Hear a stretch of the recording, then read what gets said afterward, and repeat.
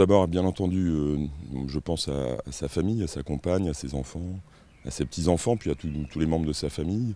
Je pense aussi à tous ces vieux compagnons de route qui ont été élus pendant de nombreuses années, et parfois avant moi.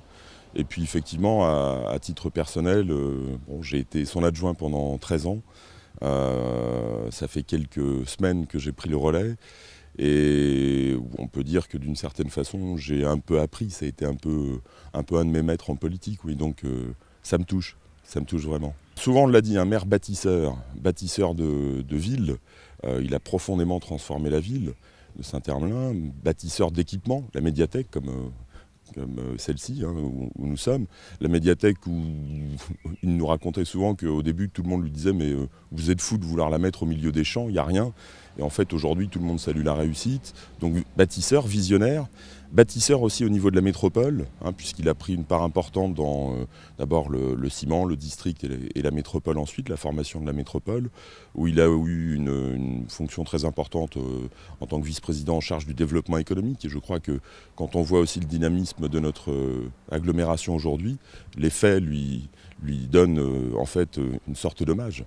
S'engageant à fond, mais gardant toujours une capacité à regarder ce qu'il faisait avec une certaine distance. Alors parfois avec aussi un peu d'aveuglement quand il était convaincu d'avoir raison, mais aussi une capacité à se montrer critique avec ce qu'il avait pu penser ou fait, mais avec le recul, une fois que les faits lui montraient qu'il avait eu tort.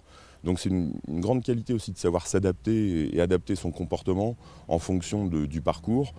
Et de ne pas rester bloqué, figé sur ses certitudes, mais d'avoir cette capacité à évoluer, et toujours avec une grande détermination qu'on a vue par exemple dans sa façon assez admirable de lutter contre la maladie et de ne pas se laisser faire. Il a été présent jusqu'au dernier jour de son mandat, et je crois que le maire de Saint-Hermelin, c'est aussi être un peu la maman de Saint-Hermelin. Il a un peu enfanté Saint-Hermelin. Le Saint-Hermelin que vous voyez aujourd'hui, c'est en partie son œuvre, l'œuvre des professionnels et des élus qui ont travaillé avec lui.